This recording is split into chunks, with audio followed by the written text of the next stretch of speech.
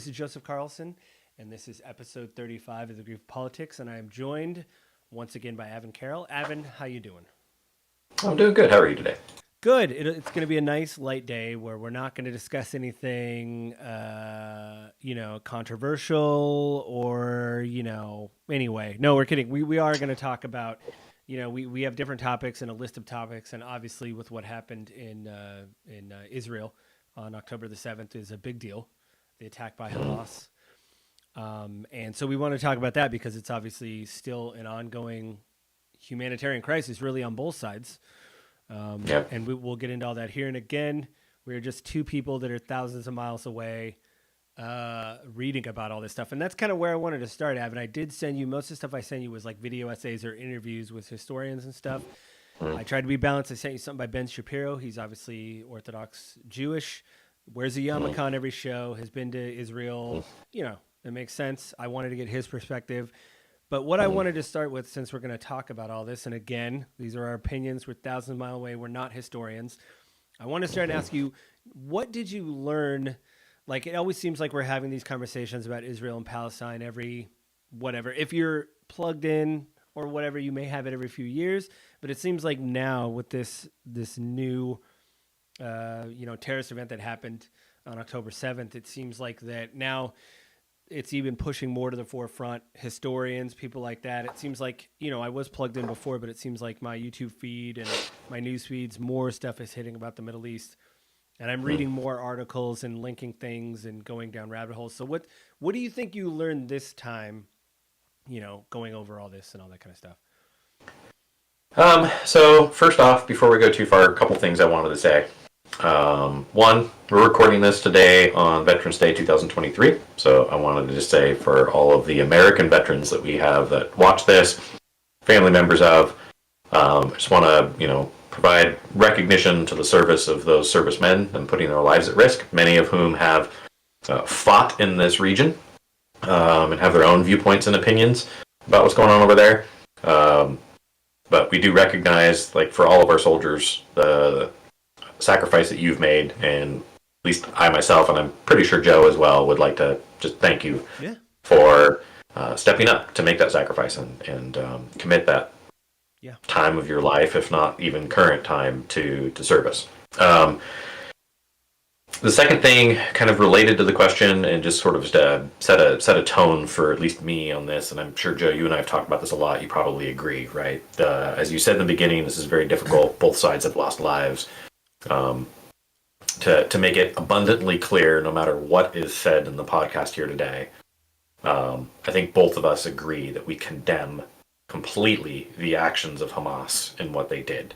I think you and I are pretty universally in agreement that there is no justification for the level of violence and just hatred acted out on the people of Israel by Hamas when they made the attack on October 7th and what was done. It's a terrorist attack. That's what it is, plain and simple. It's like we viewed a terrorist attack here, 9/11, that was a terrorist attack. I mean, obviously this terrorist attack is being compared to that because of the loss of Jewish life, and it should be. It is a terrorist attack, and even the reason I bring it up, though, is because, like, there is a lot of people in the United States right now that are unwilling to condemn it and aren't calling it a terrorist attack. So I wanted to set the tone that you and I are both in agreement on that, despite the fact that others may not be. Yeah, I mean, we'll talk about probably when we talk about Ben Shapiro later, but I do want to address some of that. I'm not condoning those people who are like, they got a point. I'm just saying, I think we'll get into it. Because this is probably going to be a longer episode because there is a lot to talk about. But I did want to set the tone in the beginning that both you and I are in agreement that this was a terrorist attack, completely condemnable, and the actions of Hamas are utterly inexcusable. Despite what you might say on anything else, despite what we may view on anything else, I just wanted to set that right from the very beginning. Because you and I are both also very reasonable people and are willing to look at all of the arguments openly. You and I are not going to just blanket dismiss anything, but I wanted to make it clear that no matter what we say as we go through this, we do unequivocally denounce the actions of Hamas on October 7th. Yeah, I mean it's one of those things where when the immediacy when I was seeing that, you immediately think of 9/11 because people were making comparisons, and Correct. being an American, obviously you're just like, I can't believe that, and again we'll get into it with the longer episode, but the comparisons don't stop there. So yeah, I mean, well, so what do you think? Like I said, now that we've we've talked about it, what do you think you learned this time, having to read over all this stuff and So coming back to that question, sorry, I went off on a tangent. No, it's coming totally back fine. to the question. That's what today. That's usually what happens, Avin. Let's be honest. That's what the podcast is. I cannot remember his name now. Was it? I don't know how to pronounce it. Pappy? Elon Pape? Poppy. Yeah. Poppy? Yeah. So the interview with Elon Poppy was really interesting to me. So for the content that Joe sent out, one of them was a video from Elon Poppy. I don't remember the name of the podcast. I'll have it here in a second. It's Understanding the Myths and Realities of Israel with Elon Poppy. I don't know the name of the podcast. It's not here. It's the Majority Report. Okay. He was on the Majority Report with Sam Cedar. Sam Cedar does like a daily YouTube show. I like Sam Cedar because he's worked, I believe he's worked in politics, and he was on Air America. So he has a little bit workings of the inside. He's also an actor. People make fun of him because he was not a successful actor, or he made some money. He makes jokes about it. Like I've definitely done better as a whatever. And he's Jewish. He went to, correct. He went to, what he said, he had a Jewish education in the 70s, and that was part of the interview where he talked about, his professors had tattoos on their arms from the camps that had survived, and he said, then when you get older, you start reevaluating. Not obviously, he's not reevaluating the Holocaust, but he says, you're seeing one side of something, and then when you start talking to more people, you get another perspective of, the other side. Right, and we all do as we grow up, right? Like, right. I grew up in a Democratic family, Democrat politically. Man, what happened? My family didn't vote for stuff democratically, so I want to make sure I'm clear on that. I grew up in a family that was a family of Democrats and liberals, and I definitely had political leanings that way for most of my younger years. As I got older, I kind of became disillusioned with the Democratic Party. So then I moved more conservative and Republican. Then as I got older again and started looking at it, I kind of became disillusioned with the Republicans too. Mm-hmm. And now I'm independent and, as we've discussed, kind of libertarian leaning. And we might talk about that in a month or so. We've been talking about that offline of like the whole. What does it mean to be libertarian? Yeah, but not related to this particular discussion. So, right, like it's expected as we grow older, as we experience things, as we see things, as the world evolves around us, right? Like we evolve as well. And so, in this interview with Elon Poppy, Sam Cedar actually even kind of calls out, like, he was in Israel for his confirmation, and I'm not sure what that means because I'm not Jewish. Assuming it's related. Some people are talking about, some Jewish people are talking about that there are these birthright trips. So there's these, Jewish religious organizations that do these birthright trips where they pay for people to go to Israel, Jewish people to go to Israel so they can see the Holy Land. And I've seen many people online talk about, hey, I was part of this trip. It was very affecting. But then, again, when we start talking about Palestinians in Gaza, they said they would look over and see and be like, this is a completely different situation than what I was told. Or like you look over and see a wall and then your professor's like, well, here's history. And you're like, well, why is that wall over there? And they would like, but anyway, that sets the tone where I think he went on one of those birthright trips or something. Or like you said, was confirmed. He talks about going to his confirmation, and he talks about 1982 is when he did it. And they were like, while they were out somewhere, they were watching helicopters flying along the waterway headed to Beirut. Oh yeah. And I only remember that something happened in Beirut. I do not remember the specifics because in 1982 I was 1 year old. Yeah. So I don't. Too, yeah. So. Right, and so like I don't remember the significance of it the same way that he does. But he talked about how that was transformative for him, and he told his rabbi he couldn't do this anymore, and what that means to him. He didn't dive into the details, or if he does, I didn't watch the entire video. It was an hour plus long. Mm-hmm. But the interview with Elon Poppy was interesting to me because he brought up a lot of sort of historical facts about how things were done to establish Israel after World War II and how people were moved there. And you and I talked offline about some other things related to that, but his kind of perspective was in the 1980s and early 90s, a bunch of Israeli documents were declassified that Mm-hmm. talked about like, yeah, we knew we were displacing these Palestinians, but it was kind of the lesser of two evils because we kind of felt like we needed to prevent another one of these Holocausts and we needed to sort of make things right for the Israelis. And so the Western Yeah, powers the sort of Jewish just, immigrants coming in to make Israel or whatever. Yeah, yeah. yeah, So they sort of forced people out with their influence in military yeah. And the Palestinians, I looked this up as well. power at the time. I kept hearing a phrase called the Nakba or the Nakba, which is basically the catastrophe in Arabic, and it basically is the when they were displaced. They call it the Nakba. Like, remember the Nakba? Like we were displaced. Remember that type thing. So I looked that up on the UN, and they pretty much confirmed that it's when they were 1947 or 48 when they were Yeah. displaced. And that's not to, 48. yeah, that's not to do a judgment because I'm sure, yes, obviously the Jewish settlers displaced these people. Who fired first?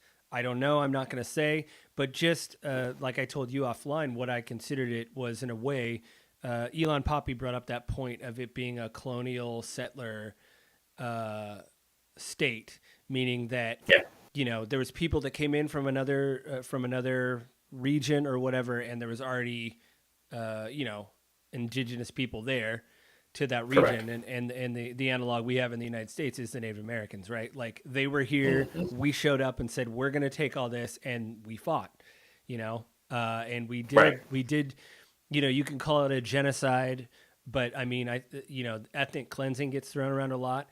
And I mean, obviously there's literature we have in America to talk about that with Native Americans, that they were dirty or whatever, or savages, and we needed to make them more Western. But Right. I don't know if, I mean, our intention was just to get the land. I think if we would have killed all the Native Americans, some people, probably majority of the population back then, probably would have been okay with it.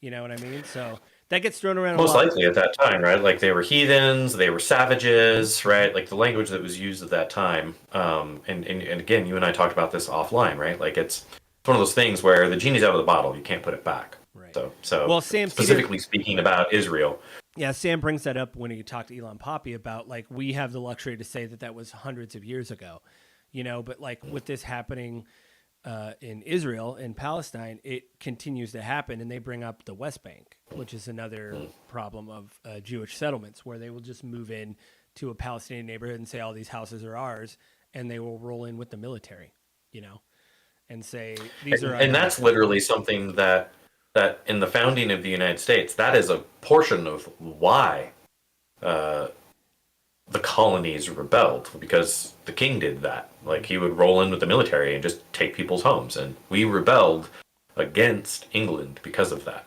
Well, then, but then That's also, that's a part of it, right? There was a lot more, but then also we had treaties with Native Americans, but then after a while they didn't really mean a lot, and we just took stuff anyway, right? It's like, well, we don't really need to live up to these treaties. It's like the same thing of like, hey, no more settlements in the whatever, and you're like, okay, like the UN obviously doesn't like settlements. They've written about it. Other international organizations don't like the settlements in West Bank, but Israel just does it, right? So it's like, oh, well, it's whatever, and so yeah. that's kind of what it is. So yeah, And so, it's one of those things where it's like, how do you stop this? So from Elon Poppy's perspective, right, it was enlightening to hear kind of about those early perspectives. Like they knew that this was not necessarily right. It wasn't like in a moralistic way from a Western perspective. We would not define what they were doing right. We knew it wasn't right by our measures at the time, but the consensus thought was it's still the lesser of two evils to displace these people, move them out of their land, and move the Israeli people there. Like they felt like, hey, this is the right and just thing for us to do. And now, and not just now. I mean, it's been going on basically since the founding of the state of Israel. That now we're dealing with the ramifications of it, and have been for quite a while. And it's just growing and growing and growing. And you and I have discussed offline too. And I didn't watch the whole video, so I don't know if Poppy or Cedar addresses it, but like they hate each other. They animalize each other. They dehumanize each other by comparing them to animals. Um, in There, the or in the podcast section with Ben Shapiro, like he made a comment about they need to come up and fight like men instead of like rats. yeah. Well, that was now that we bring up Ben Shapiro. I'm secretly fascinated with him. What I found, I was as he was saying things, I was just pulling up Mm-hmm. Google and like searching. So there is people, and we talked about this in the beginning, and I want to talk about this. There is people, college students. I was a dumb 18-year-old at one time that are literally pro Hamas, right? They're flying Hamas flags. I've seen the photos. I've heard of the rallies. But most of the newer protests I've seen are people in London, in D.C., I think in New York, with Palestinians' flags saying ceasefire now, we stand with the Palestinian people. And when I was watching Ben Shapiro, a lot of his YouTube shorts and stuff were like, look at these pro Hamas people. And he was just showing videos of the ceasefire now rallies with people just holding Palestinian flags. Now, the Hamas flag and the Palestinian flag look different. So you would be able to spot in a crowd. From what I've seen, the Hamas flag is green, like green banner on top, green banner on the bottom, and white in the middle with like some Arabic in the center, I believe. And the Palestinian flag is green, red, and black triangle. So they look distinct. My thing is, I understand from his perspective, being Jewish and he has admitted he's had relatives that obviously didn't survive the Holocaust or survived the Holocaust. So, that sense of like we have a home and we are wronged and we need to protect our home. To an extent, I understand that, but like this will just keep. I mean, and we talk about this all the time. It'll just keep perpetuating. If you say, "Look at all these people that are calling for a ceasefire," they stand with Hamas, and you're like, "That's not." Hey, and there's thousands of people in those crowds. Somebody could be flying a Hamas flag, and I didn't see it in the footage or the photos. Or some people could be like, "Well, fly the Palestinian flag. I really stand with Hamas, but we don't want to get called out or whatever." But I would say most people are seeing what's happening in Gaza and just like, "Hey, man, just stop bombing them. That's all we want," And Well, and I think, I mean, one, Ben Shapiro in that video directly addresses that, but two, I think the bigger thing that he's trying to highlight is that these same people aren't condemning Hamas. They're supporting Palestine, but not condemning Hamas. And that was a thing that he repeatedly brought up. These different organizations and politicians that are unwilling to take that extra step of condemnation of the actions of Hamas. right. I will. I And I will. think that matters. Yeah, that does matter. I will say though. There needs to be that distinction, right? Like as you just brought up, like there's different flags. There's the Palestinian nation, Yeah. and there's the Hamas nation, which, I mean, Hamas isn't even a nation. They're the governing body. Yeah. They are the government of Palestine. Now, it also needs to be distincted, right? As a Western audience, as Western people, we live in democratic countries. The government of Hamas over Palestine is not a democratically elected government. They came in, might makes right. They take over. However, in the was it a Reason piece that you sent me? Yeah, Article? they're libertarian, Avin. That's why I sent you And the article. And someone that author highlighted that in two separate polls over the last 2 years, the people of Palestine have been in support of, by a thin margin, Hamas governing the country. right. Well, I want to point out two things. Again, being from the U.S. and experiencing 9/11, For the people. we do separate the governments and then the actions of people. We do. And For good reason. Right, for very good reason. And so I think a lot of talk about like Hamas kind of like coming to prominence. What I've read and stuff is that, desperate people at the time were desperate and they haven't had any new elections, is from what I've heard. So like now Hamas is in power and it's like, well, we can't really get rid of them type thing, So, I mean, to me, it's one of those things where, the one I sent you a couple weeks ago, he used to work, I think, for the Department of Defense, and he went over. I'll get his name here soon, but he talked about the situation, and the most depressing thing he said in the interview I heard was he was interviewed by Breaking Points. You and I both really like Breaking Points. He was interviewed. It was like a 30-minute interview, and he basically said the most depressing thing was that the more and more time he spent going over there and talking to Israelis with their military and the IDF, the less and less they talked about a peaceful solution. So there was less of a window of people being open to the peace process. So that to me, that was very depressing to hear somebody I who's mean, had relations and went over there and is like, yeah, even the Israelis are like, now that make Gaza a parking lot or whatever as time went on. it's the reality of like the United States though too, right? Like you and I, part of the reason that we started doing this podcast to begin with, one of the reasons that you wanted us to do this, and I 100% agree, is even here we're becoming more and more divided and less willing to hear one another. We're becoming less civil and more divided because of it, because we're less willing to listen to what the other side has to say and Right. far more likely to just, well, it's something the other side likes and so I have to hate it. Yeah, And it it's an extreme version of what's going on in Israel and Palestine, right? Like the Israeli people have been attacked, rockets, artillery, and a government that's very much against it, and they're raised in a society and a culture from childhood looking at Hamas and the Palestinian people as a whole as the enemy, and they're raised to hate this inhuman enemy.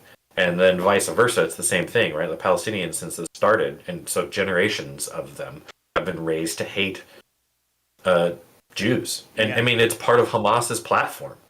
Yeah, their charter started. Eradicate Everybody brings that up, Jews. and I think what happened was they actually have changed their charter, which I'm not saying that those intentions aren't still there, but I think even they and their leadership realize, hey, I don't think we're going to get anywhere if we talk about eradicating a group of people. So I think they've said we just maybe we should tone it down. And by the way, the guy's name was Daryl Cooper. It's called the Martyr Made podcast. He was on Breaking Points. He does he did like a whole series. I think he called it like New Jerusalem. There's several parts, and it was very informative. And he he basically said, like I said, the depressing part was he said, the more people I talk to over in Israel, there's less and less of a chance for peace, which is just incredibly depressing, for someone to say that. So, And it's unfortunate, right? Like, but that hatred is growing, and this is only going to compound that.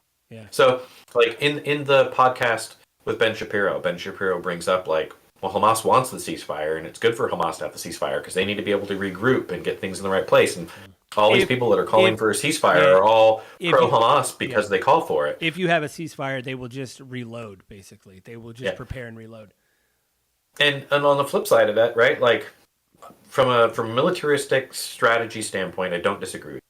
Right? I mean, Hamas is already willing to use human shields. They've proven it over and over again. They do not care. And again, Ben Shapiro brings that up too, right? Like they will literally strap up women and children in front of them to use as human shields to prevent us from killing them.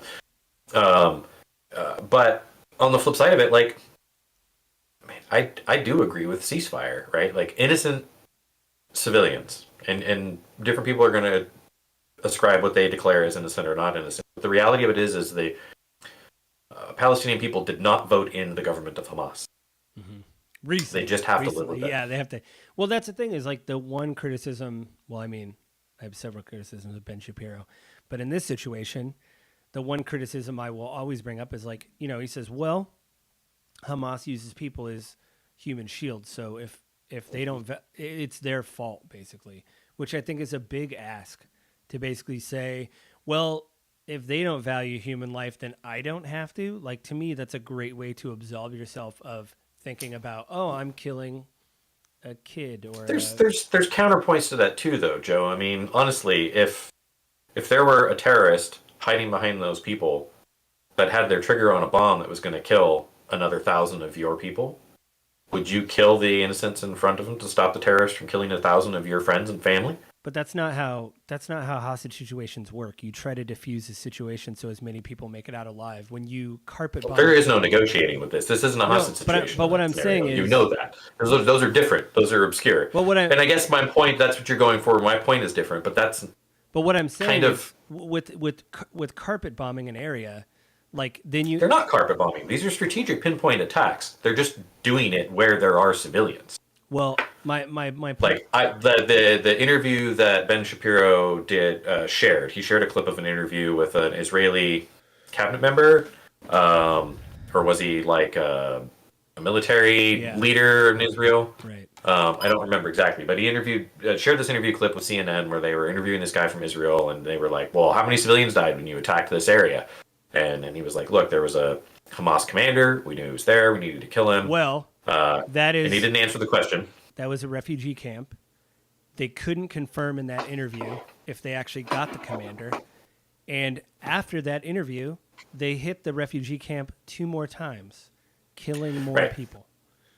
So, but the point I'm getting at has nothing to do with those facts. The point I'm getting at is using that just as an example, right? In Israel's eyes, leaving these commanders alive means that in the future they will make future attacks and they will kill more Israelis. And so, in Israel's eyes, they're saying if we kill him now, there will be a cost of human life, but we will prevent that man from planning more attacks and killing more Israelis. And Israel doesn't fight on the terms that we do as Westerners, right? We fight with a different set of morals. The United States doesn't do this. We do everything. We do everything we can to prevent civilian deaths, to the point of telling American soldiers in combat zones, don't fire back. You might hurt civilians. Israel doesn't do that. Israel says, the man who killed our people is there. I don't care if I'm going to kill 50 civilians to kill him. I don't want him killing more of my civilians. Well, then I think I also think part of this too, though, is that dehumanization, right? It's easier to do that when you don't see the people in the area as human. And I'm not saying they don't, right? He even brings up like we're trying not to kill civilians, but they're hiding among civilians. Well, so that's his justification, right? And we have to remember, right? We're measuring this with our Western moral structure.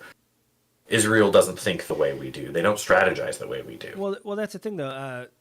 Again, I hate to pick on Ben Shapiro again. Every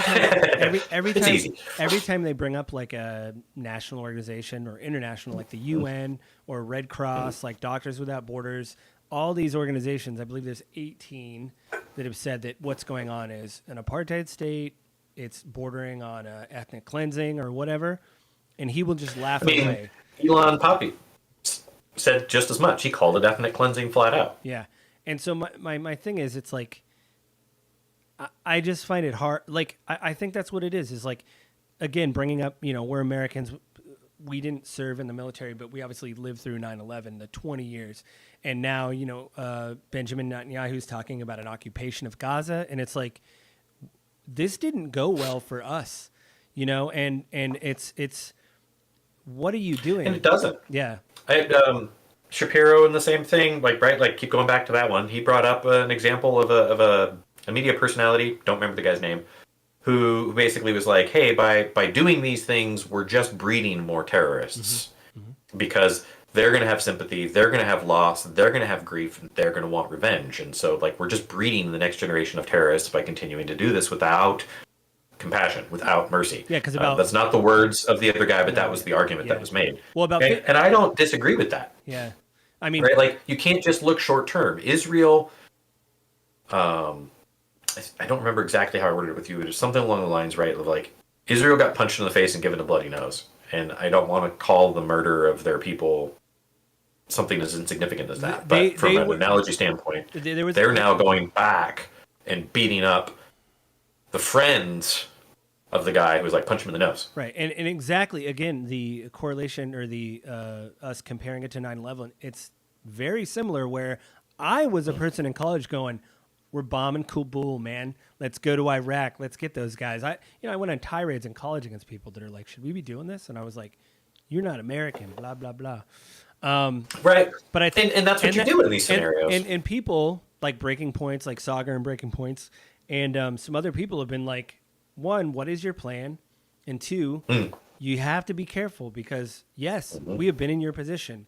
We suffered a terrorist attack on 9/11. What, 3,000 civilians died when the towers, something?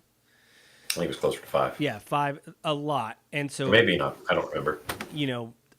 like I think 1,500 people died in this attack. So we understand the anger that comes with that and the need to strike back at, like you said, the people that punch you in the nose. But like, you really need to think about this long term and like, do we want to do this? 9/11 was 2996. Okay. 3,000. Yeah. So, I mean, yeah, 1,500 people in a far more, less dramatic, but more brutal attack, right? 9/11 was somewhat impersonal. They flew planes into buildings. Right. People died and suffered. Yeah. In this, like, Hamas came across in face-to-face combat. A music festival and started rounding people up, and I've seen the video, hang gliding, with hang gliders coming in. I mean, that's... Yeah.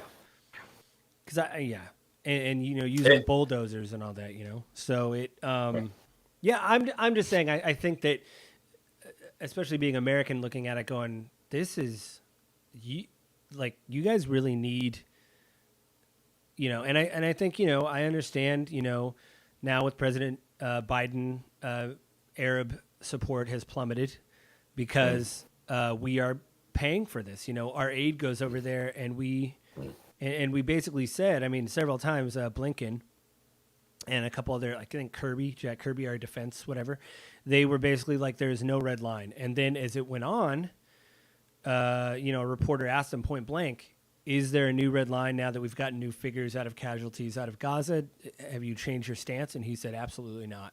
So I could see an Arab community looking at that going, oh, so there's no... Kill as many Palestinians as you want, as many Arabs as you want. Yeah, there's no red line. So great. So we're just going to this is going to continue to happen, And because of that, right, like, you continue to breed more animosity, more hatred, you erode trust, and it's corrosive, right? There's the short-term reward. That guy punched us in the face. I punched him, his brother, his mom, and his sister in the face to prove a point. Right. And that's kind of what Israel's doing. Now, that's not strategically what they're talking about, right? Like, their whole plan is to go in and gut Hamas so that Hamas no longer has any power. But then, they talk about, we're going to occupy. They don't want to give any room for Hamas to regrow. But the reality of it is it's going to continue to, right? Like, if they occupy Gaza, what's going to happen is all those who lost family members are just going to grow in resentment and grow in anger, and the attacks will become more small and more localized. Yeah, and suicide bombings, just bombings in general, right? That kind of stuff is going to run rampant, and they're going to do things like cross the border and bomb civilian places in Israel over time. They're not going to solve the long-term war with terrorism as we did, right? Yeah, I mean, by going in and breeding more terrorists. Yeah, I mean, I think I talked to you this online. That same person, Daryl Cooper, who had the Martyr Made podcast, he talked to Jocko Williams. I always forget Jocko's last name, but he was Wilnick. He was a SEAL, and he's got he's yoked out of his mind. I wish I had half of his physique, but he gets up at like 4:30. You can have it, Joe. Just get to work. God, 3 in the morning. But he talked about that. He was part of an invasion, I think, in Kabul or somewhere in. Anyway, he did something where he said, when you're talking about bombing something, like he said, what we did, and he goes, it was very bad. He said, you have to literally hearts and minds, and you have to go from block to block. You have to start getting to know people. You have to build relationships. And he goes, I had to look at I'm paraphrasing on this, but he basically said they played the clip on Breaking Points because they wanted to illuminate, like, hey, here's an actual veteran who served. It's like, this is not how you do it. We tried this, it didn't work. And his whole Which is interesting coming from Sagar, because Sagar is a pretty right-leaning, like, he is the conservative voice of Breaking Points. Well, his thing is, like, he said the other day, like, America first, right? Because a lot of people are saying, like, well, what is it in our interest? Because, now things are heating up, obviously, in the Middle East. All these Arab countries are like, hey, stop. What's going on? Stop bombing the Gazans, and like Iran is proxies, or that'd be a whole new episode. But, Jocko's thing was like, it sucks. You have to look at the men under you and say, some of you are not going to make it. I might not make it, but like, this is worth it. So we have to go. That's an interesting point too, because that was one of the other things that Shapiro had brought up was, what, do you want Israeli soldiers to have to go into the city and have to die? Right. Which is exactly what Jocko was kind of Yeah, he's like, yeah. advocating. He's like, Go in and go door to door. and they may die, but the relationships you build, he's like, he said it's a terrible thing to say, but you have to go in and be friends with them. And he goes, sincerely be friends. Like, we all want this to be better. What do we have to do? And from a humanitarian standpoint, one of the things that I didn't realize, one of the things that I learned about researching all this is Israel has the ability to turn off water and like basic needs of people in Palestine. I mean, I knew about the situation with them being in an area. The Gaza Strip is basically an open air prison. All this stuff, I've heard of that, but I didn't hear about like fuel or water or food, and how that's controlled in. Israel only controls so much of that, and they can turn it off. And from a humanitarian thing, it's like, well, that's also a reason why, like Mark Lamont Hill, I think I'm saying his name wrong, but he's talked about that, where he's like, he has been a human rights activist for a long time. He was at CNN. He got fired. He was doing a long interview because somebody brought him in and said, I don't understand about all this. Please tell me about what's going on in the Middle East. And he studied it for a long time. And he said, well, the thing is, it's like, when you can't even you don't even have access to like drinking water or fuel or whatever, then what does that do to like your quality of life and how you view the other side? And that's another thing, again, to complain about Ben Shapiro is he said, well, Hamas, you want us to just give them water and gas? Well, tell Hamas, Hamas is taking it all. And I'm like, I didn't watch the whole video, but I did watch the part about gasoline. And it's like, yeah, if we give them gas, Hamas is just going to use it to power their caves and their tunnels so that they can stay there and protect and hide themselves. Which he's not wrong. No, he isn't wrong. He isn't wrong, but my thing is like, but like they're stealing all of it. Like that's my thing is like they're probably stealing some of it, but like there is hospitals, they are running on generators, like all this stuff. If you don't, if you don't take 90% of it, right, you're still empowering the terrorist organization. Yeah, but I mean, without any like get the people out, right? But without any hard numbers, my point is like that is an unquantifiable thing. That like Hamas is stealing the fuel. How much? Well, we don't know. Well, does that mean these other? Do you care how much? I mean, obviously you do because you're bringing it up. Because my point is like, you don't give weapons to your enemies to fight back with. No, you don't. But the thing is, my thing is like when you talked earlier about them breeding more or whatever, it's like, okay, well, yeah, like Hamas is stealing. Like you have to make everything unappealing, right? So you have to give people some kind of like self. Like my thing is like it's amazing to me. I know Ben brought this also up in his video that like just because you're powerful doesn't mean you're an oppressor, and just because you're powerless doesn't mean that your cause your cause is righteous or you're oppressed.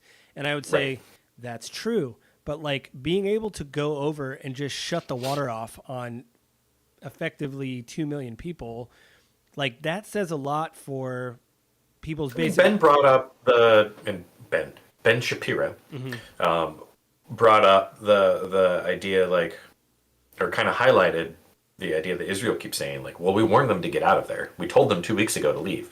But, I would bring up the counterpoint.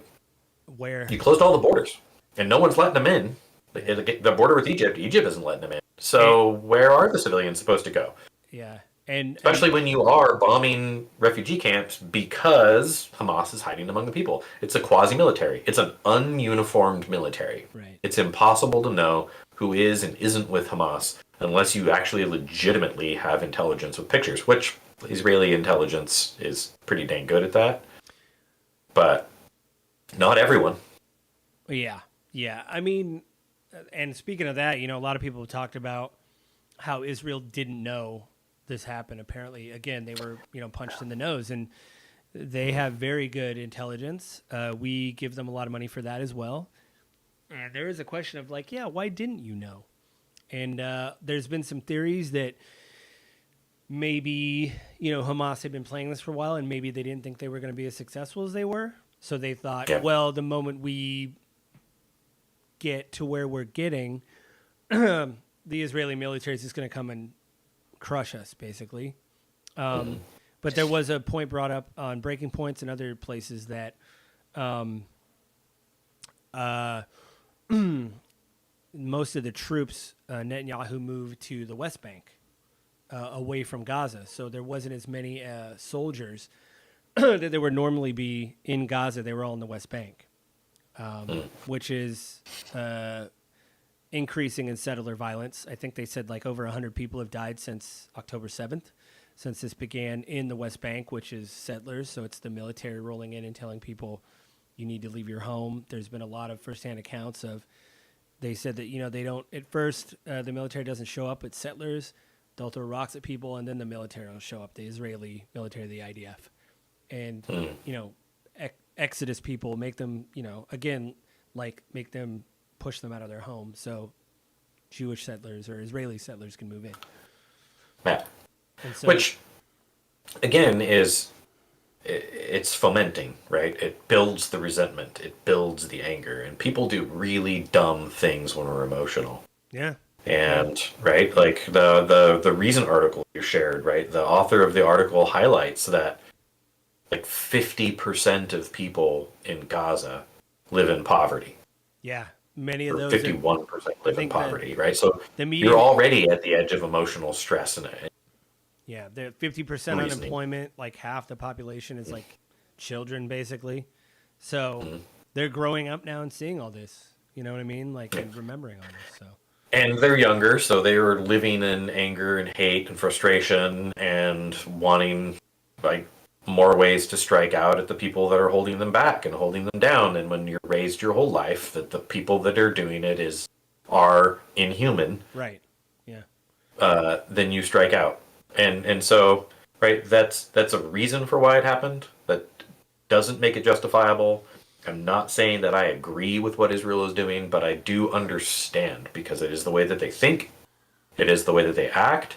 The argument they make is an old argument, right? Like you don't negotiate with terrorists. You don't provide safe harbor for terrorists. You don't give them room because every time you do, you teach them they can do it. I actually really like Jocko's philosophy on it, right? You go in and you win hearts and minds. You go in and you make the painful sacrifices to make friends with these people, to get to know them, to show them that like I respect you as a human being. I don't agree with your lifestyle choices, but like yeah, I want you to be able to raise your kids healthily.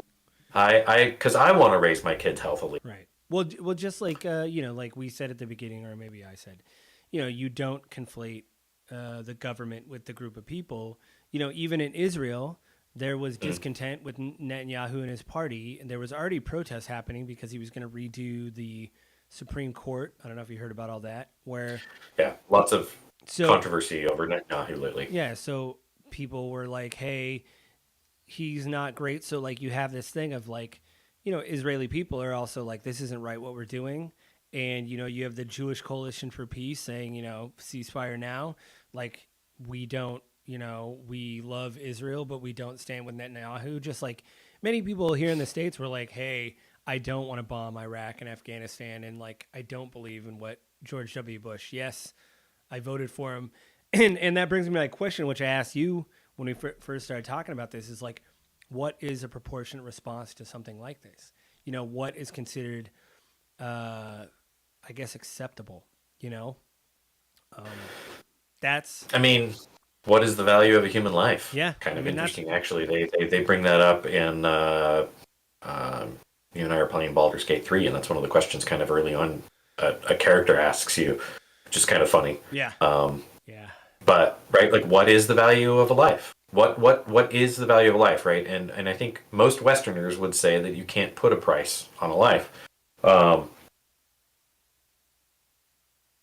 problem is in this, right? Like, it's a war. Like, how far does it go? Is Hamas willing to surrender?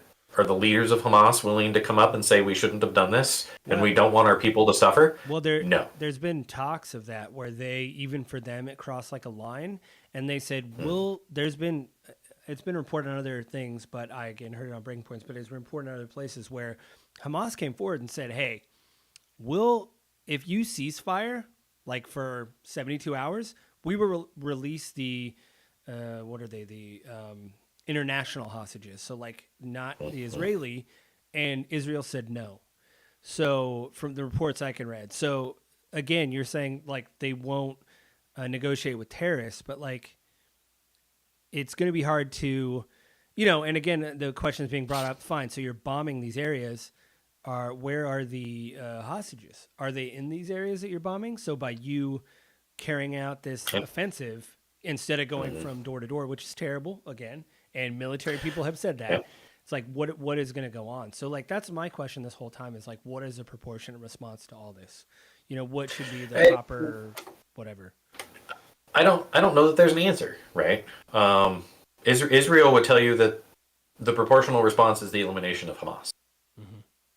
Hamas, I don't know what their response would be. I'm not even going to speculate, but you know, historically, their response would be, the elimination of all Jews. What they did on October 7th, that's their response to the ongoing violence and whatever. So, correct, but you know, Ben did bring up one really good point very early on that I do strongly agree with him on, right? Like the responsibility of a government is to protect its people. And Hamas doesn't give two rips about its citizenry. Right. Otherwise, Hamas would turn over the people that did the attack and say, you know what? Here's all the planners. Here's the soldiers. Yeah, I did. Please stop killing our people. I did read a report early on that supposedly they got one Hamas lieutenant or something, and they found plans on him that were labeled top secret that basically laid out their plans. And a lot of people brought up the fact, like, wait a minute, they were just carrying around top secret plans with them? Like, this doesn't seem like a thing that, like, regular foot soldiers would be doing. It seems very suspect. And some of the early bombing runs, they got some audio from supposed Hamas terrorists, and they had experts from both sides of the aisle that were, like, examining the dialect and everything and said, this sounds a little bit too planted. Yeah, and I've heard too that the supposed pictures of babies that were beheaded were staged and not to say there wasn't death, but I think what I read about that was the IDF went into an area like cleanup, saw something horrific, and just started reporting on what they saw, and it became this like big thing. And later they were like, oh well, maybe it wasn't that bad. It's still bad. Civilians were killed. I mean, but we work in hyperbole when we're in a heightened emotional state. And we're angry at an enemy person or thing. That old saying of the first thing that's lost in war is the truth, or something like that. You know, like it doesn't matter anymore. That, or as I heard today, when someone's lying, it's actually another guy named Normal Finkelstein or Finkel. Anyway, he's like a Jewish scholar and everything. His parents survived the Holocaust. And he talked about, he's been responding directly to Ben Shapiro, like, hey, you're saying this stuff and you know you're wrong. Like, you know this isn't right. But anyway, not to pick on Ben Shapiro again, but he brought up an old Polish saying, which I'm going to use now, which translates in English is to, you're basically shitting above your asshole. Like, you're lying so much that it's not even close. Like, it's not even a white lie. You're just lying way too much right now. And I was like, that's an amazing saying, and I'm going to use that somehow on somebody.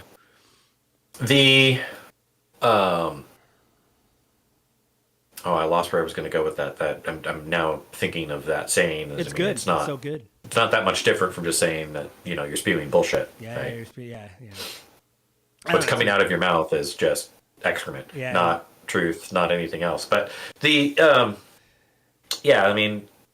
reality of it is there's always propaganda stuff that goes on. There's always spinning, right? We did it during World War II. The Germans did it during World War II. We did it during Vietnam. There's always propaganda in war. It's just the nature of what ends up happening. The point I was getting at in that, though, is this, right? Like, Hamas has the power to end this. They could stop it tomorrow. Israel could stop it tomorrow too, but Israel isn't going to because they're enraged. They're blinded by their rage at the moment. In my own personal opinion, I really wonder if part of the reason this was successful is if Iran and kind of indirectly Russia kind of pushed them into it. Like, yeah, we're going to back you. Yeah, go for it. Like, we're going to do this. We're going to give you the stuff. We'll feed you some intelligence. We'll help you in these ways. Because personally, I think what's happening right now in Israel benefits Iran in that it stopped the negotiations that were going on between the United States and Israel and Saudi Arabia for Saudi Arabia to actually recognize Israel as a state. Like, it was about to happen. We were basically there. Yeah. So that's off the table now. That's done. Yeah. And it helps Russia because now the United States is distracted and providing aid and support to Gaza, and Ukraine's kind of on the back burner in the eyes of a lot of media. We're not hearing about Ukraine as much anymore. I just got a news. Um, I just got a news alert before we started my phone that supposedly the U.S. through back channels is trying to get Zelensky to broker some kind of peace deal with Russia, because again, listen, Ukraine was attacked and it was terrible, and they're a sovereign country. But the thing is, how long is this going to go on? How many more how many more Ukrainians and Russians are going to die? What is the end game? Like, the Ukraine just wants Russia to leave its borders. Russia obviously wants, it seems like, to embrace them back into the USSR's, well, whatever the Soviet Union's good graces is or whatever. And Ukraine's a sovereign country, and they're like, no. So what is the end game? I mean, What's going to make everybody on that happy? note, Zelensky this week made it very clear the only terms he'll accept for a ceasefire is Russia completely removing their troops from all of Ukrainian land, including Crimea. Wow, that's That won't happen. yeah, no, it won't. But also, there was a report, I think, in Time magazine that kind of went over, in Ukraine it's not going as well as we thought, or something. I need to read the piece. Well, a Ukrainian commander recently came out and kind of, people are calling it admission, but kind of outlined what's going on and how they changed their tactics to more slow tactics because, we trained them in Western combined arms warfare and sent them out to go do combined arms warfare, but we didn't actually give them the aircraft to do combined arms warfare, so they can't win at it. So they pivoted back to, tanks and men doing infantry maneuvers in a more slow format. And so that commander basically, in his kind of write-up that came out to the public, I don't know if it was intended to or if it leaked, but basically said they're in a stalemate. And the West doesn't want to support an indefinite war because, we're just We've done averse that with to it. our troops, and we were like, And civilians, anywhere right? else is The bad. civilian population in the United States is not okay with a protracted, drawn-out, slow war of attrition. We're not going to support them indefinitely. And the reality of it is, Ukraine can't do that indefinitely. Russia can throw tens or hundreds of thousands of soldiers into the meat grinder over and over and over and over and over and over again. Ukraine is a very small country. Well, not only They that, only have so many troops that they can put forward. They're not going out to their vassal states and conscripting 200,000 soldiers and throwing them to the front lines with almost no training. Ukraine can't afford to lose troops. So the Israeli conflict is a complete distraction for the West, right? Now, conservative Republican senators and congressmen are, tying Ukrainian aid to Israeli aid, or hey, well, let's just not give any more money to Ukraine. Let's give it to Israel. Or the most recent thing, they tied Ukrainian aid to the border package, border security package, right? And so the appetite for supporting Ukraine is going down. And then when you bring something like Israel Gaza into this, it's even easier for that to get even further from mind and less important of a strategy. When in the beginning we said we would be there with Ukraine until the end, we would support them to the end. We're so horrible as a country of supporting through and following through on our commitments.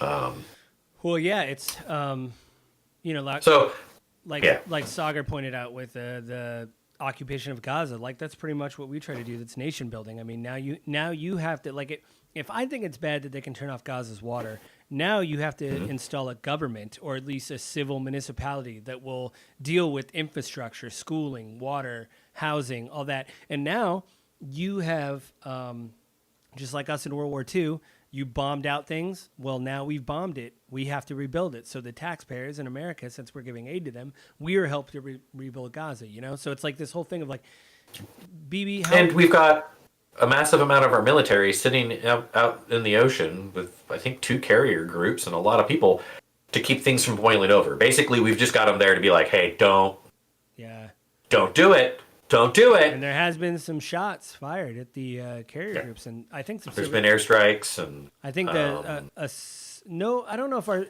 some servicemen died, but I know the first death was by a contractor that was just a U.S. contractor that it is a tense area they were in, I think Iraq, but no fighting going on, and I think they were doing something, and obviously the stuff started to pop off with explosions, and it scared them, and they had a heart attack or something. Like it, that was like the first. There's been dozens of injuries, lots of like rocket attacks and bombings, and some cruise missiles have been intercepted, and lots of stuff going on. The United States has made airstrikes at places all throughout the Middle East to try to stop or prevent that. And a perfect example of American fighting, right? Like, what are we doing? We're doing precision strikes on specific military things that we have identified. It sounds like they're just weaken going or after, eliminate the ability to fight. It sounds like what we're doing is just going after their drones, or like if they fire a rocket at us, we just knock it out of the sky or whatever, stuff like that. Because But we're attacking weapons depots, production facilities. oh, have we? camps. I heard that's on the table, but I don't know I if think. we have yet. think. I don't think as of now that we have, because I think These aren't Israeli things. These are other Middle Eastern. No, but what I'm saying is I think that Things. we know that like Iran and those other countries will view it as like a declaration of war if we hit one of their fuel depots. So our thing is like, okay, we're just neutral in the thing that we're just knocking stuff out of the sky at this point. We don't want to provoke anybody, but we don't want anybody to get hit with any kind of cruise missiles or anything like that. So I'm going to look it up. yeah, look it up right now. We have the internet. U.S. launches second round of airstrikes on Iran-backed groups. It says attacked American troops. Oh, okay, so they have hit some. U.S. launches airstrikes on weapons warehouses in Syria. There you go. This is 3 days ago. Oh, I hadn't heard that part. I heard that like we were knocking missiles out of the sky. That's the last I heard.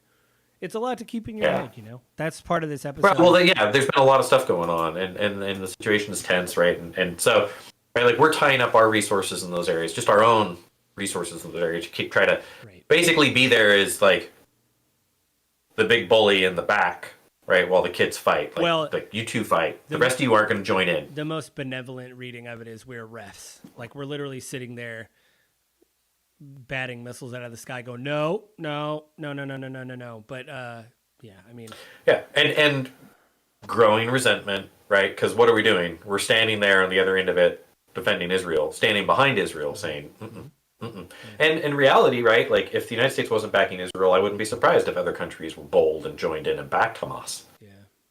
But Hamas is probably desperately begging them to, like, come help us. It sounds like they definitely want Hezbollah to join. They're like, come on. And I mean, I don't know this. I don't know the political situation in Iran. Sorry. I don't know if Iran can do that, can rein in Hezbollah, or if they are a terrorist organization unto themselves, which will just go, we're doing it anyway. So I don't know how that's going to work or how. Whatever. Again, we are just two people that are thousands. It's a boiling pot. Yeah, we're and we're just trying to read through. And having an answer to this, right? This just isn't something that any of us armchair critics are going to have an answer to. Yeah. Ilan Pappy and Sam Cedar, and they were talking about it. Talked about Emma Vigeland like was there too. She was there too. Who? Sorry. She's like the co-host with Sam Cedar. Her name's Emma Vigeland. She was there too. Okay, I didn't know her name. It didn't show up on the screen, so I wasn't discussing her. But yeah, she was there. But Ilan specifically brought up like it needs to be a single state joined population to solve the problem. Oh yeah, I was going to bring that up. I was actually going to bring that up. And I don't think that can happen. I mean, it's. I think the animosity and the hatred and the anger is so high. But I would much rather have people on the street throwing punches. Yeah. Than the occasional bar fight or something. Bombs and yeah, right, exactly. Over bombings and just indiscriminate warfare trying to, and I don't want to call it indiscriminate, right? I don't believe Israel is just bombing refugee camps blindly. They're not just out there like, hey, there's refugees here, let's just go eradicate the Palestinians, which I think a lot of people are accusing them. I am not accusing them that. What I'm accusing them is, again, what is a proportionate response? There's one Hamas commander, which I didn't look it up before we recorded. They could neither confirm nor deny that he was there, and they bombed the same refugee camp 3 times. So my question is, in my mind, that means that you obviously view Palestinian life less than you view Israeli life. Like you have said, they're looking at a group of people, like you said, they have to not fight like rats. And that is also going to breed resentment. Well, that was Ben Shapiro's words, right? Like they need to come out of the tunnels and stop fighting like rats is how he described it, right? You're dehumanizing the enemy. Right. Contact. And by which is common in war. We do it all the time, right? World War II, our posters were "Kill the Huns." And referring to the Germans. Yeah, and then the Germans, they had stuff about us too. Yeah. Everybody did. Japanese. We called the It's Japanese. what you do in war. Yeah. You dehumanize the enemy so that it's easier to do the atrocious thing, Yeah. right? It makes you feel less bad about doing the terrible thing if you're like, well, they're gnats or flies or what, or rats. Right. I'll say this. Exactly. I don't think, obviously Elon Poppy and a lot of people have said a one state solution is like the ultimate pie in the sky goal to turn back the clock in a way to a government like before 1948 when Israel is a state possibly, but then other people have rights to go into that state. Palestinians can freely move through the city. Right now you have to have certain passes to get in if you're a Palestinian to get into parts of like Tel Aviv, I guess, and stuff like that. And that's the thing where a lot of people are having a problem with. If you keep doing that to a group of people, then again, they will remember that and it will foster hatred and stuff like that of like, why can't I just, I'm not Hamas. I just want to go.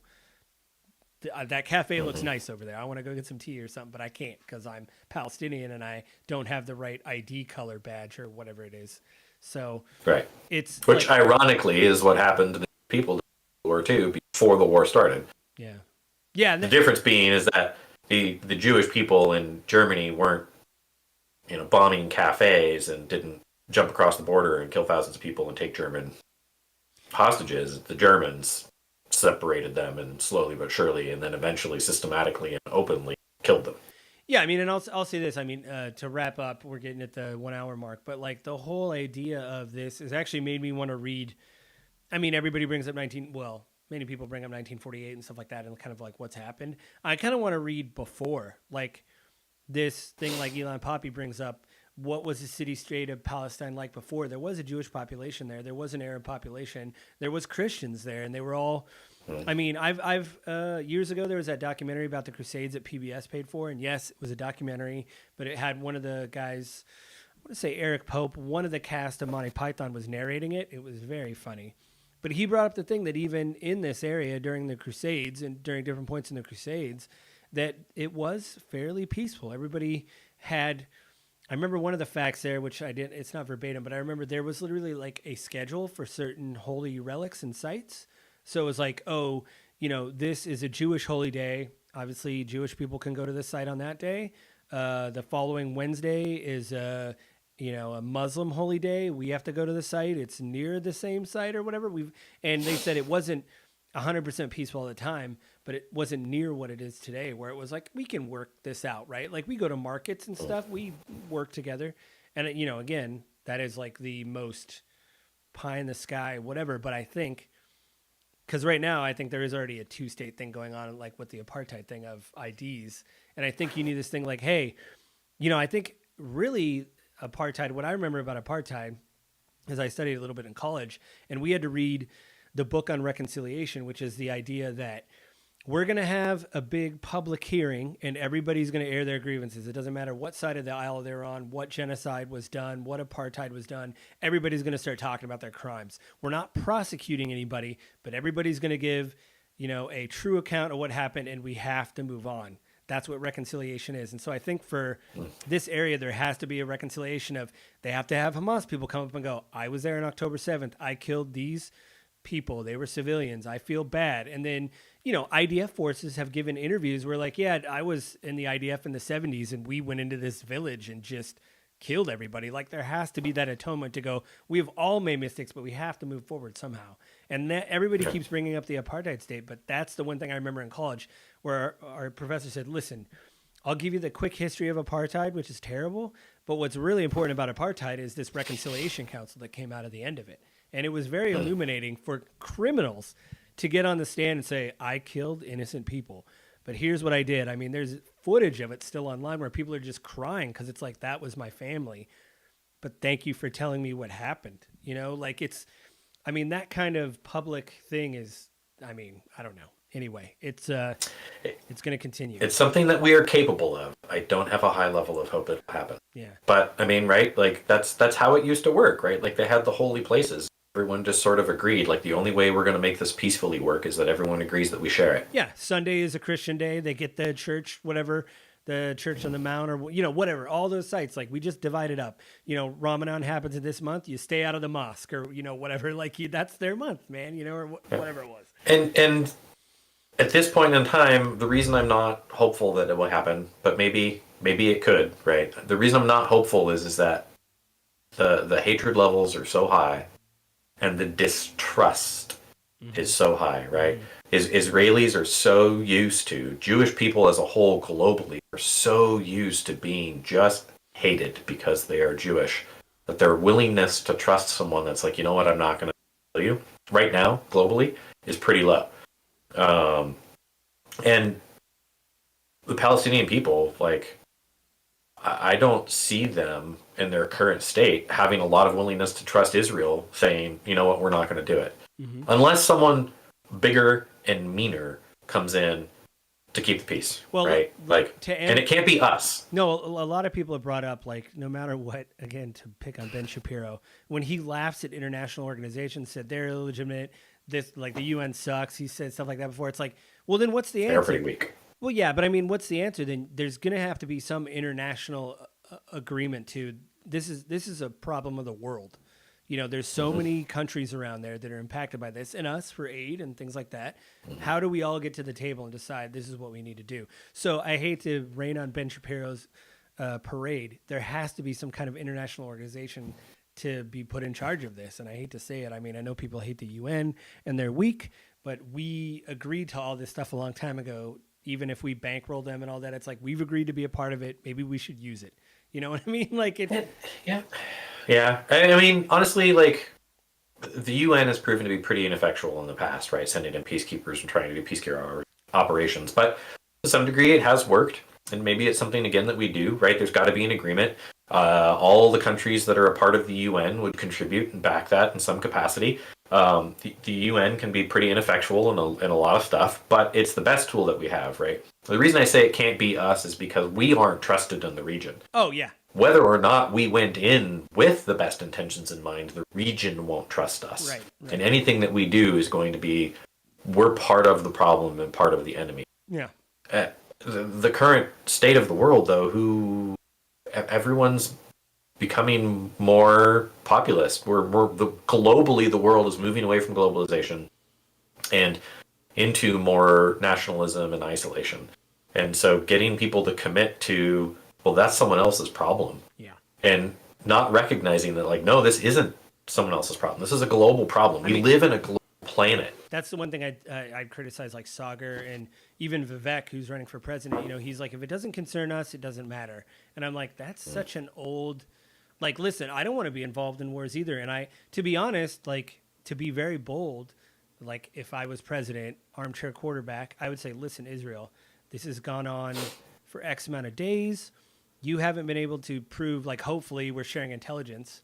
And you just say, listen, you haven't been able I'm sure we are. You haven't been able to prove that this is, like, affecting Hamas in a reasonable way, and you're doing collective punishment by turning off water and all that. So our aid is conditional. We will give you rockets for the Iron Dome, and we will fund X amount of dollars, but we were going to cut off funding if you continue to turn off the water. The basic thing I want you to do, like if I was, I'd say, BB, the basic thing I need you to do as a government is you need to turn the water and the power on for Gaza, because to me, that's a basic right. Now, is Hamas stealing that? We've talked about that. Yes, they probably are. But I think it would say a lot to people that look at us poorly politically. It would say, yes, here's an olive branch. But two, to give people basic services is just so... It's great, right? It's like, yeah, now we have water and power and we have a way to shape our destiny in a way. You know, Peter Zeihan, who you and I like a lot, said, you know, Hamas's whole thing right now is to be who's going to run the prison, because Gaza is basically an open air prison. All that is true. But the thing is like, imagine if those people had water and power and could start to make their own way and have some actualization for their own destiny.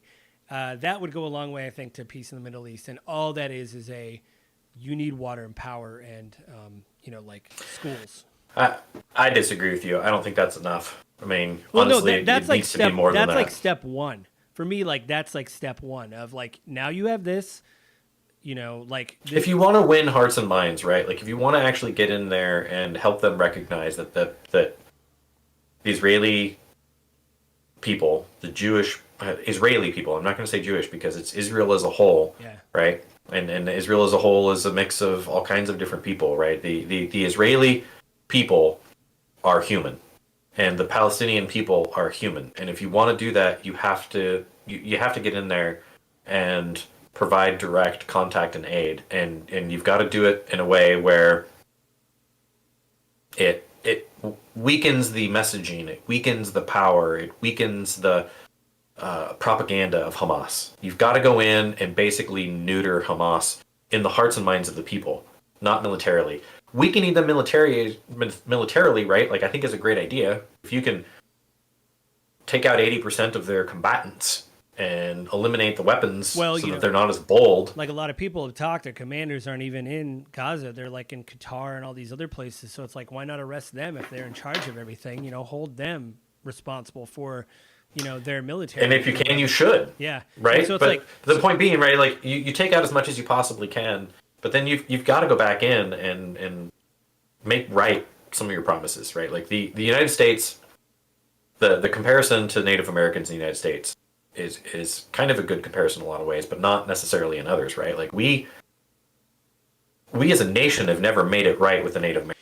this isn't even about reparations, though. Too, a lot of people talk about. I'm sorry, I'm going to take you on a walk. So, I don't even think it's like reparations, like paying. It's crap. I just forgot the word. It's a just a man. It's another R word. It's basically it's not a reconciliation. It's Remuneration. Yeah, it's basically like saying, how are we going? What are we going to do to make this like what is the most basic thing we've done to Native Americans to like basically apologize? Is it nowadays when we say, hey, we're really sorry for the whole reservation thing, and like what do you? I mean, it's about the best that we've done, right? Like here in the United States, sticking with that conversation, right? Like we can't give them back their land; it's occupied, right? Like we're not to give Native American tribes back their land. We've then got to take the land from other people that live in those homes who were not a part of it, who had nothing to do with it, who were simply born and raised and lived, right? So you can't punish one person for the crimes of someone they weren't related to, they had nothing to do with 150, 200 years ago. Yeah.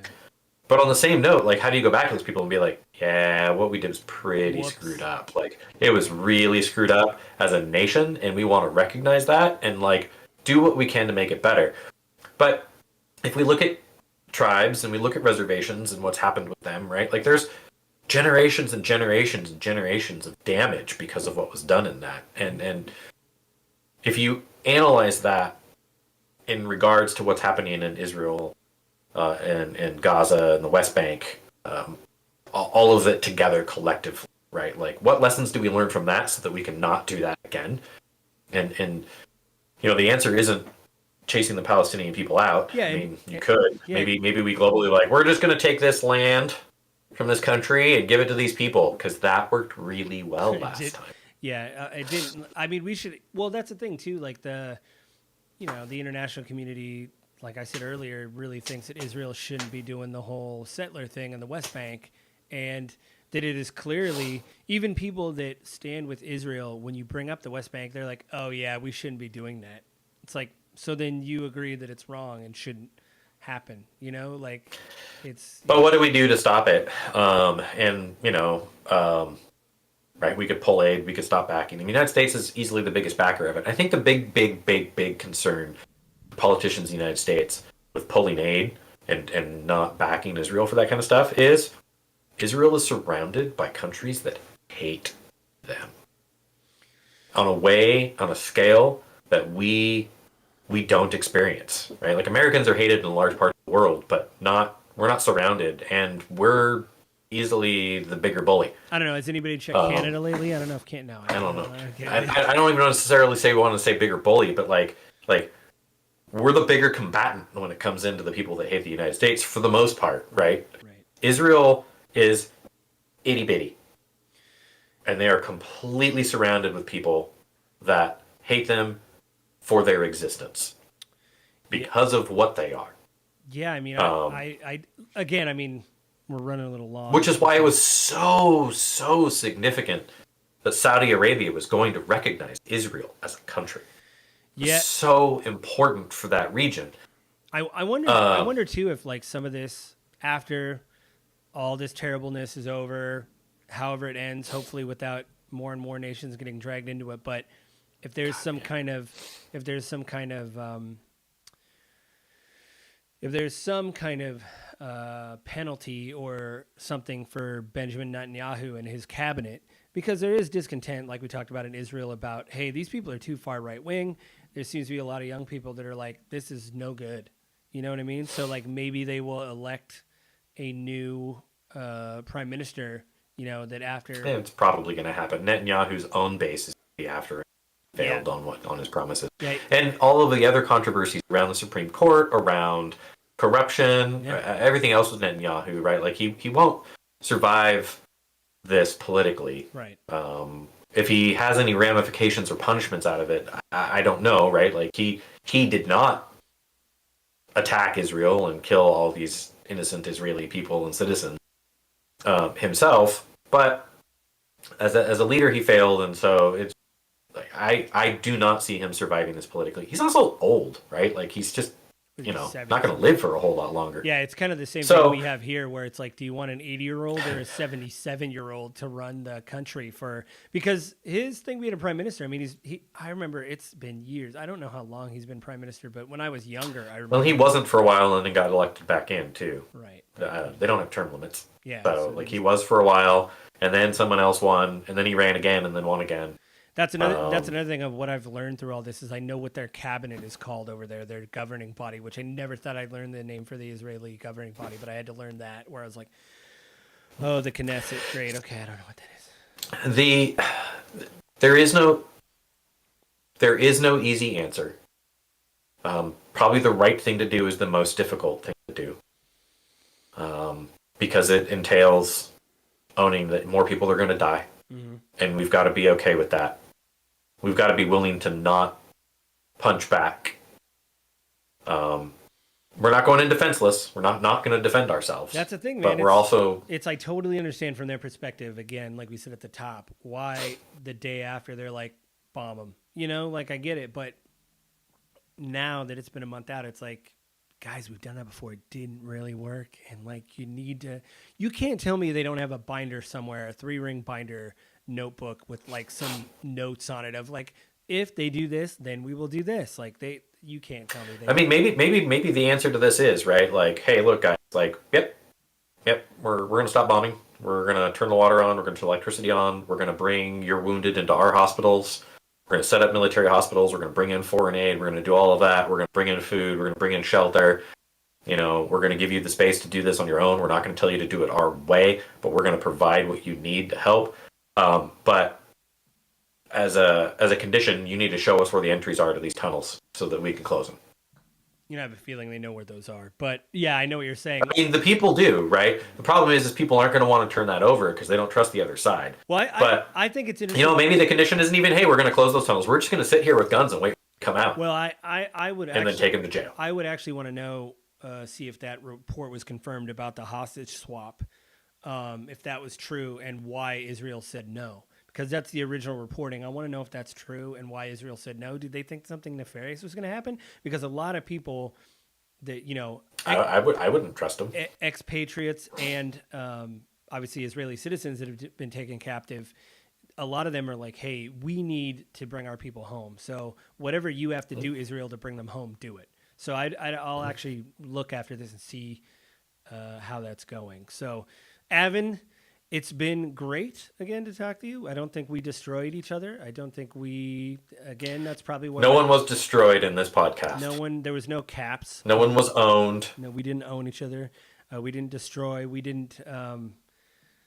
Man, there's other buzzwords I can't think of right now. But yeah, maybe that's why we're not getting as many views as I'd like, is because maybe we need to make some fake yelling clips of like some shorts where we just yell at each other. I make it a YouTube short, and then at the end I say, is that enough, do you think, to get a short out of how we destroy each other? And then maybe we need to do like, not a political thing, but like... I mean, pseudo agreement, civil conversation doesn't really get a lot of...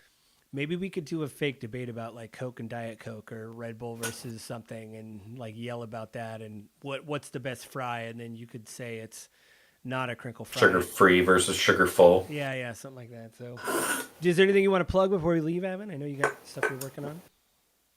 I mean, like I do on every one of these, plug Your Agent Guide, my real estate business where I connect people to professional real estate agents I know that are a good match for you and your needs and what you're looking for. I mean, I'm an finding a real estate agent can be hard. Yeah, I mean, I'm an old man. I still use Facebook, and I see your updates on Facebook about market trends and such. So, yeah, you know, and the idea is to just empower people with information and knowledge so they can make the right decisions. And then, like I said, like my whole purpose for Your Agent Guide is to help people find the good, talented, professional real estate agents that match their needs in their area. I do help people with real estate transactions if they ask me to, but I do that pretty limited, just basically friends and family. I have no intention of being a full-time real estate agent. It's not the. I do enjoy it. It's like the pirate life. It's not for you. It's not your. My purpose is to help, and not to go out and get rich. And I don't want to say that's the purpose of a lot of real estate agents, but that's the perception. And so, well, you want to at least make a living, right? You want to make a living. I think I am more. I think I can be more trustworthy as a guided source to help people connect to the right real estate agents. If I'm not saying I'm the right one for you. Yeah. Because if I say that, then I think that diminishes and erodes the trust that people can have in me. Whereas if I say my intention is to help you find someone else, I think it's a more trustworthy view position, and I want people to be able to trust that they're working with someone who has their best interest in mind. Yeah. So, yeah, that's the purpose of Your Agent Guide. Long plug. I'm not asking you to use me as your agent. I'm telling you that if you need help finding one, I can help you do that with zero pressure to work with me. Directly. You got some YouTube videos too. They're a little old, but they're still relevant. You know, a lot of it is still relevant. It's Your Agent Guide YouTube channel. Yeah. Also, go ahead. I do want to plug the Gaming with Grief podcast. There we go. I was going to do it. It's hosted by a good friend of mine. His name is Joseph Carlson. Happens to be the other half of this podcast. If you're a gamer, you enjoy that kind of stuff, Joe does a great job of kind of analyzing and reviewing games from the perspective of processing grief. Mm-hmm. Also, we talk about, layoffs and stuff in the gaming industry. Avin, we've talked a lot about Activision and Blizzard. Let me tell you something. It has been announced that Bobby Kotick's time is almost done at Activision Blizzard. So I think when he is gone officially on January 1st, maybe we'll do an episode after the first year and we'll pop champagne.